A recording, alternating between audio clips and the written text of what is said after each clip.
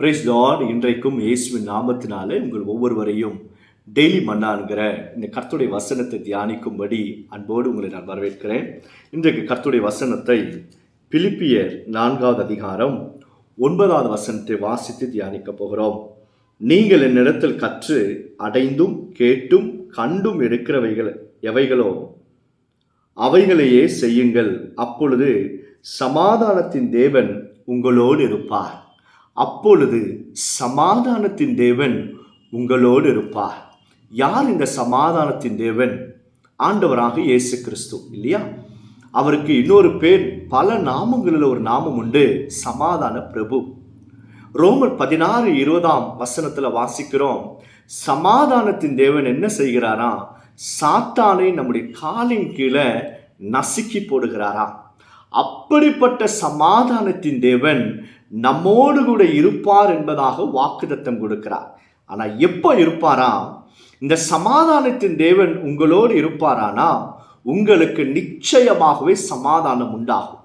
ஆனால் எப்போ இருப்பார் சமாதானத்தின் தேவன் நம்மோடுனா, அந்த வசனத்தில் இந்த அப்போஸ்தலனாகிய பவுல் பிலிப்பியர் என்கிற அவர்களுக்கு எழுதும் பொழுது சொல்லுகிறார், நீங்கள் என்னிடத்துல என்ன கற்றுக்கொண்டீங்களோ அதன்படியாய் செய்யும் பொழுது அந்த சமாதானத்தின் தேவனாகிய கர்த்தர் உங்களோடு இருப்பார், உங்களுக்கு சமாதானத்தை கொடுப்பார் என்பதாக சொல்லுகிறார். பாருங்க, சமாதானம் நம்ம வாழ்க்கையில வரணும்னா முக்கியமான 3 காரியத்தை இந்த அதிகாரத்தில் வாசிக்கிறோம். நமக்கு நிறைய பணம் இருக்கலாம், சமாதானம் இருக்காது. பாருங்க, பெரிய பெரிய பதவியில் இருப்பாங்க, அவர்களுக்கு சமாதானம் இருக்காது.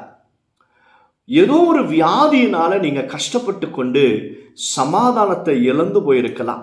குடும்பத்தில் சமாதானம் இருக்காது. பெரிய வீடா இருக்கும், அந்த வீட்டுக்குள்ள எல்லாரும் பிரிஞ்சு பிரிஞ்சு இருப்பாங்க, சந்தோஷமா உட்கார்ந்து சாப்பிட முடியாது, சமாதானம் இருக்காது. சமாதானம் இல்லாமலே ஒருவேளை நீங்க வாழ்ந்து கொண்டிருக்கலாம்.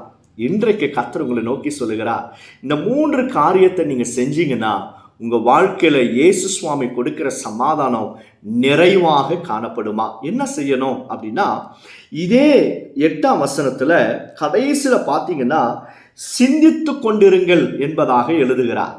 என்ன சிந்திக்கணும்? சிந்திக்கிறதுனா மெடிடேஷன் அப்படின்னா நம்ம கண்களை மூடி சும்மா எதையுமே சிந்தியாமல் இருப்பதல்ல. எது ஒழுக்கம் உள்ளதோ, எது நல்லதோ, எது நமக்கு உபயோகமா இருக்குமோ, எது மற்றவர்களுக்கு தீங்கு விளைவிக்காதபடிக்கு நல்லதாக இருக்கிறதோ அதை சிந்தித்து கொண்டிருங்கள் என்பதாக இந்த வசனத்துல காண்கிறோம். பாருங்க, அப்படிப்பட்ட காரியங்கள் உலகத்துல எதுவுமே கிடையாதுங்க. ஆனா ஒன்று உண்டு, என்ன அப்படின்னா இந்த கர்த்தருடைய வசனம். இந்த வசனம் எல்லாரையும் ஆசீர்வதிக்கக்கூடியது, நன்மையான காரியங்களை கொண்டு வரக்கூடியது. ஆகையால இந்த வசனத்தை நீங்க தியானித்து சிந்தித்து கொண்டிருங்கள் என்பதாக நாம் உணர வேண்டும். இந்த வசனத்தை சிந்திங்க. ஐயோ பிரதர், பாஸ்டர் அவங்க இப்படி சொல்லிட்டாங்க, என்னை இவங்க இப்படி சொல்லிட்டாங்க, மற்றவங்க உங்களை குறித்து சொன்ன தவறான வார்த்தைகளை சிந்தித்து கொண்டிராம, உங்க பழைய தோல்விகளையும் அவமானங்களையும் சிந்தித்து கொண்டிராம, வேத வசனத்தை ஒரு நாளைக்கு ஒரு வசனத்தை எடுத்து தியானித்து சிந்தித்து கொண்டிருங்க. 2வது அவர் சொல்லுகிறார், நீங்க என்ன கற்றுக்கொள்றீங்க? What you are learning right now, it's very important for your peaceful life. சில பேர் பார்த்தீங்க அப்படின்னா அசுத்தமானதை, எல்லாருக்கும் தீமையை கொண்டு வரக்கூடியதை கற்றுக்கொண்டிருப்பாங்க. நீங்க எதை கற்றுக்கொள்கிறீரோ அது உங்களுக்கு சமாதானத்தை கொண்டு வரக்கூடியதாக இருக்கணும். What you are going to learn something useful. Learn something useful. நீங்க என்ன கற்றுக்கொள்கிறீரோ அது உபயோகமுள்ளவைகளை கற்றுக்கொள்ளுங்க. 3வது, நீங்க எதை செய்றீங்களோ அது உங்களுக்கு சமாதானத்தை கொண்டு வருவதற்கு வாய்ப்பாக இருக்கும். அப்ப என்ன அர்த்தம்? நீங்க என்ன சிந்திப்பீங்களோ அது கற்றுக்கொள்வீங்க, எதை கற்றுக்கொள்கிறீரோ அதை செய்வீங்க. அப்போ நீங்க வேத வசனத்தை சிந்திச்சீங்கன்னா அந்த வேத வசனத்தை கற்றுக்கொள்ள ஆரம்பிச்சிருவீங்க. வேத வசனத்தை கற்றுக்கொள்ள ஆரம்பிச்சீங்கன்னா அதை செய்ய ஆரம்பிச்சிருவீங்க.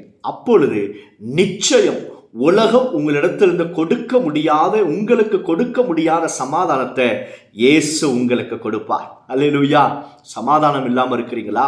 போராட்டத்தோடு இருக்கீங்களா? எல்லாமே இழந்தது பிரதர், எனக்கு சமாதானமே இல்லை, என் இருதயத்திலலாம் குழப்பம் போராட்டம் சொல்றீங்களா? எல்லாத்தையும் ஆஃப் பண்ணி வச்சுட்டு, தூரமாக வச்சுட்டு, வேத வசனத்தை, இந்த பைபிளை எடுத்து வாசிங்க. இயேசு உங்களோடு பேசுவார். அந்த வசனத்தை சிந்தியுங்க, அதன்படியா அதை கற்றுக்கொள்ளுங்க. இந்த வசனம் என்ன சொல்லுதுன்னு சொல்லி கற்றுக்கொள்ளுங்க. அதன் பிறகு அதன்படியாய் செய்யுங்க. நிச்சயமாக உங்க வாழ்க்கையில இயேசு கொடுக்கிற நிறைவான சந்தோஷம், சமாதானம் உங்க இருதயத்துல, வேலை செய்கிற ஸ்தலத்துல, குடும்பத்துல, எல்லா இடத்துலையும் விசேஷமாக உங்க மனதுல, உங்க மைண்ட்ல பீஸ் ஆஃப் மைண்டை கர்த்தர் கட்டளையிடுவார். சரிங்களா? இன்றைக்கு காலையில ஒருவேளை எந்த வேலையில இந்த செய்தியை நீங்க கேட்டுக்கொண்டிருந்தாலும், இயேசு மட்டும்தான் சமாதானத்தை கொடுக்க முடியும். இயேசு கொடுக்கிற சமாதானம் தான் நிரந்தரமான சமாதானம். அந்த சமாதானத்தை தவிர உலகத்துல எதுவுமே நமக்கு அப்படிப்பட்ட சமாதானத்தை கொடுக்கவே முடியாது. சோமல்லாமா? பரலோக பிதாவே, யாரெல்லாம் சமாதானத்தையும் சந்தோஷத்தையும் இழந்திருக்கிறார்களோ அவர்களுக்கு இந்த பாக்கியத்தை கட்டளிட்டு உங்களுடைய பிள்ளைகளுடைய முகத்தை பிரகாசிக்க செய்யும் விசேஷித்த சமாதானம் அவங்க குடும்பத்தில், இருதயத்தில் ஆட்கொள்ளட்டும். இயேசுவின் நாமத்தினால ஜெபிக்கிறோம் பிதாவே. ஆமென், ஆமென். God bless you. God bless you all.